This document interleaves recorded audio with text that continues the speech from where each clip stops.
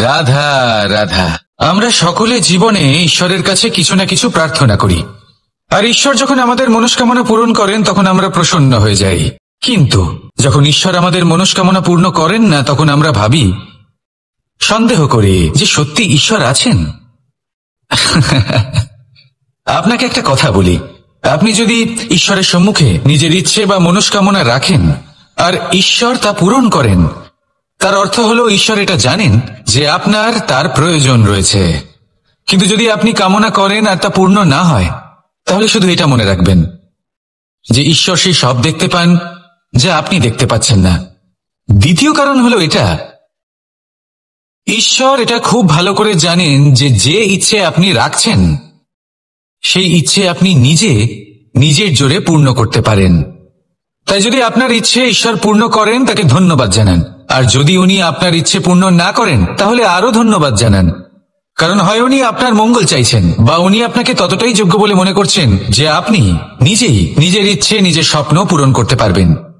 নিজের কর্ম করতে থাকুন, জীবনের সামনে এগোতে থাকুন, আর আমার সাথে ভালোবেসে বলুন, রাধা রাধা। একটা গাই আর একটা বাছুরের মধ্যে কেমন সম্পর্ক থাকে? একটা গাই নিজের বাছুরকে ডাকে, আর সেই বাছুর হাজার হাজার গাইয়ের মধ্যে থেকেও নিজের মাকে চিনতে পেরে যায় আর নিজের মায়ের সাথে এসে জড়িয়ে পড়ে। আর কিছুটা ঠিক এরকমই সম্পর্ক হলো আপনার কর্ম এবং আপনার কর্মফলের মধ্যে। আপনি যেমন কর্ম করবেন, আপনার কর্ম আপনার কর্মফলকে ডাক দেবে, আর আপনার কর্মফল কোথাও না কোথাও থেকে আপনাকে খুঁজতে খুঁজতে এসে আপনার সাথে জড়িয়ে পড়বে। তাই উচিত এটাই হবে যে আপনি সৎকর্ম করুন, কারণ ঈশ্বর যদি আপনাকে আপনার ভুলের জন্য ক্ষমা করেও দেন, আপনার কর্ম কিন্তু করবে না। তাই যদি আপনি দুষ্কর্ম করতে চলেছেন, তাহলে আপনি প্রস্তুত থাকুন, আর যদি আপনি শুভ কর্ম করতে চলেছেন, তাহলেও আপনি প্রস্তুত থাকুন। আপনার কর্ম যেমন হবে তেমন ফল আপনার কাছে নিজে থেকেই চলে আসবে। আজ না হোক কাল, কাল না হোক অন্য কোনো সময়, অবশ্যই আসবে। আসুন আমার সাথে ভালোবেসে বলুন, রাধা রাধা। কোনো বাড়িতে, কোনো পরিবারে যখন কারোর জন্ম হয়, তখন তা কত সুখের মুহূর্ত হয়। সেই ছোট্ট সন্তান যখন কিছুটা বড় হয়, সে হাঁটার চেষ্টা করে, আর সেই প্রক্রিয়াতেও খুব বড় একটা শিক্ষা লুকিয়ে রয়েছে, ঠেলে দেওয়া। যখন আপনি হাঁটতে চান, সামনে এগোতে চান, তখন আপনি কি করেন? নিজের পায়ের তলার যে মাটি, তাকে আপনি পেছনে ঠেলে দেন। ব্যাস, এই একই জিনিস তো জীবনেও শিখতে হবে। এবার যদি আপনি জ্ঞানের পথে অগ্রসর হতে চান, তাহলে অজ্ঞানতাকে পেছনে সরিয়ে দিতে হবে। যদি আপনি প্রকাশের দিকে এগোতে চান, তাহলে অন্ধকারকে পেছনে সরিয়ে দিতে হবে। যদি আপনি ভবিষ্যতে সফল হতে চান, তাহলে অতীতের যে অসফলতাগুলিকে পেছনে সরিয়ে দিতে হবে। যে জল বইতে বইতে থেমে যায়, তাকে আমরা নালা বলে থাকি, তার থেকে দুর্গন্ধ বের হয়। কিন্তু যে জল বইতেই থাকে, তাকেই আমরা পবিত্র জল বলি। তাহলে আপনিও কর্ম করতে থাকুন, কখনো থামবেন না। আর আমার সাথে ভালোবেসে বলুন, রাধা রাধা। যোগাসন। যোগাসনে আসন অত্যন্ত গুরুত্বপূর্ণ। এবার আমি বলবো সবথেকে শ্রেষ্ঠ আসন কোনটি। আশ্বাস। নিজেকে আশ্বস্ত করতে থাকুন যে আমি আছি, সব ঠিক হবে, যা হচ্ছে ভালোর জন্য হচ্ছে। এই আশ্বাস আপনাকে জীবনে এমন ধনাত্মক বিশ্বাস দেবে যে আপনি বড় বড় সমস্যার সমাধান করতে পারবেন। এবার যদি কথা বলি সবথেকে কঠিন সময়ের, তাহলে সেটা হলো বিচ্ছেদের। যা মা সীতাকে সহ্য করতে হয়েছে শ্রীরামের জন্য, রাধা কৃষ্ণকেও সহ্য করতে হয়েছে।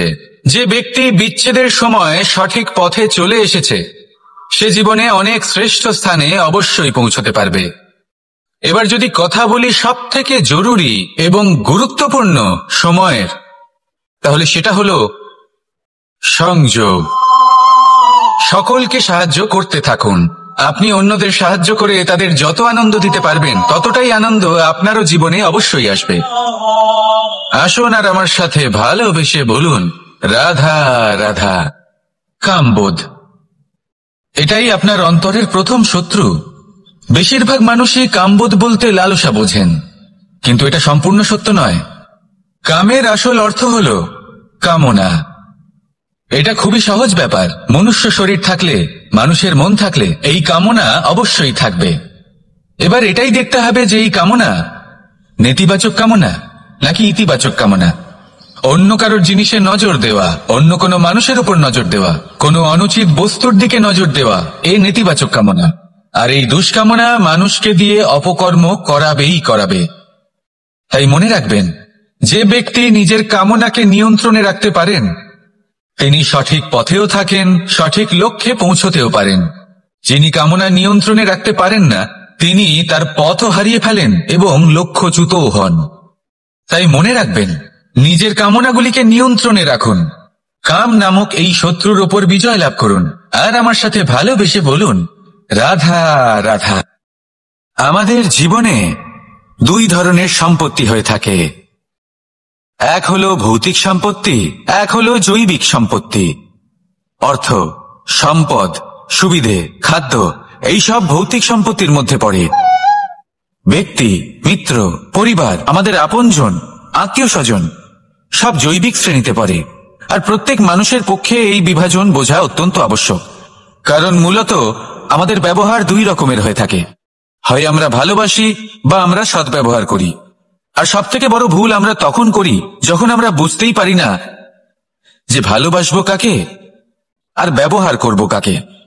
আমরা ভৌতিক সম্পত্তি ভালোবেসে ফেলি আর ব্যবহার করি জৈবিক সম্পত্তিকে, যেখানে এটা অনুচিত। জৈবিক সম্পত্তিকে ভালোবাসুন আর ভৌতিক সম্পত্তিকে ব্যবহার করুন। যেদিন আপনার মধ্যে এই বোধ জাগ্রত হবে যে কাকে ভালোবাসবেন আর কাকে ব্যবহার করবেন, সেই দিন আপনার জীবনে শুধুই শান্তি বিরাজমান হবে। আর তখন এই মন প্রসন্ন হয়ে বলবে, রাধা রাধা। কাল, আজ এবং কাল, আমাদের সমগ্র জীবন এই তিনটির আশেপাশেই ঘুরতে থাকে। আমরা সবসময় বিগত সময়ের বিষয়ে ভাবতে থাকি। অতীতে যদি আমাদের দ্বারা কোনো ভুল হয়, সেই বিষয়ে ভেবে ভেবে আমরা সবসময় অনুতাপ করতে থাকি। এটা উচিত নয়। দেখুন, অতীতের থেকে শিক্ষা লাভ করা অত্যন্ত আবশ্যক, কিন্তু সেই ভুল যাতে আবার না হয় সেই কাজটা কিন্তু আপনাকে বর্তমানেই করতে হবে, তাই না? দ্বিতীয় কথা, আমরা সবসময় ভাবি আগামী দিনের বিষয়ে, ভবিষ্যতের বিষয়ে। আমরা ভাবি যে কাল করে নেব, আজ এই কাজ করতে পারছি না, কোনো ব্যাপার নয়, কাল করে নেব। আজ কাজটা শুরু করতেই পারলাম না, কোনো ব্যাপার নয়, কাল করে নেব। আজকের দিনটাই ভালো ছিল না, কোনো ব্যাপার নয়, সেটা কাল করে নেব। ব্যাপারটা বুঝুন, আপনি নিজের সময় নষ্ট করছেন। দেখুন, এই যে কাল, তা কখনোই আপনার হাতে আসবে না। তাই যে কাজ করতে চান সেটা আজকেই করুন, অন্তত শুরুটা করুন। কারণ এই আগামী সময় তা সবসময় আপনার থেকে এক কদম আগে থাকবে, একদিন এগিয়ে থাকবে। জানেন কেন? কারণ এই কাল আপনার জন্য অপেক্ষা করবে না, সেই জন্য আপনিও এর জন্য অপেক্ষা করবেন না। যা করার তা আজকেই শুরু করুন। কারণ যে বর্তমানে নিজের ভিত স্থাপন করেন না, ভবিষ্যৎকালে তার সুন্দর শক্তিশালী ভবন কখনো নির্মাণই হয় না। আসুন আর আমার সাথে ভালোবেসে বলুন, রাধা রাধা। সাফল্য খুব সহজ এক শব্দ। এটা হলো সেই সব শব্দের মধ্যে অন্যতম যা মানুষ একটু বুঝলেই ভাবেন সব বুঝে ফেলেছি। আর যেই উনি বুঝতে পারেন সাফল্য কি, আজীবন সেই সাফল্যের পেছনেই ছুটতে থাকেন।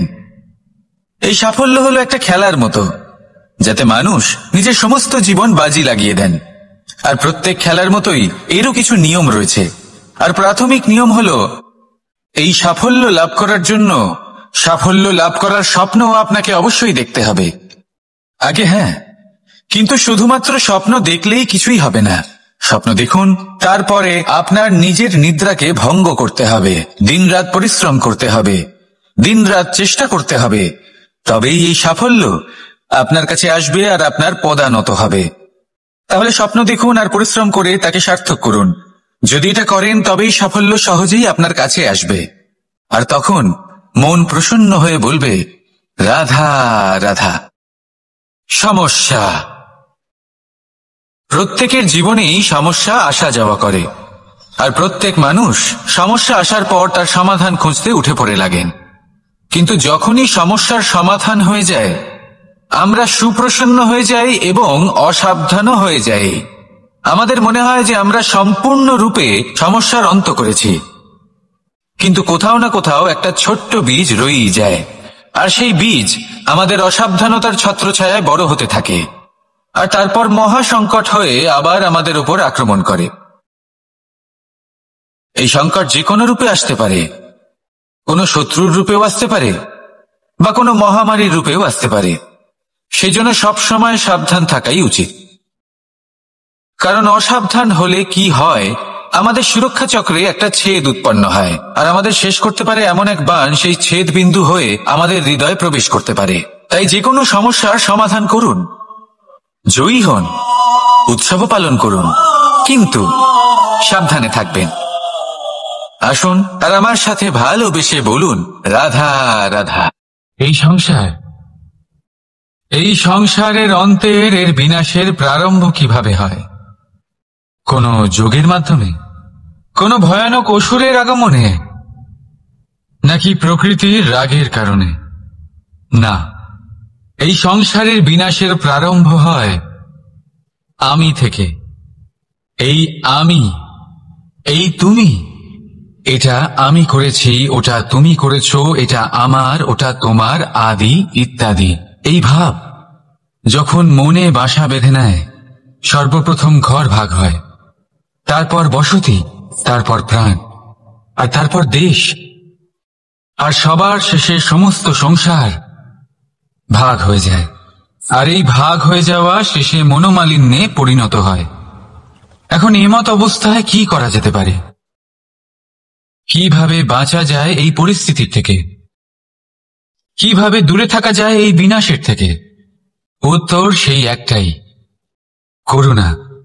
একে অপরের দরকারগুলি বুঝুন, একে অপরের সমস্যাগুলি বুঝুন, একে অপরের দুঃখের সাথী হয়ে দাঁড়ান, একে অপরের সুখের ভাগীদার হন।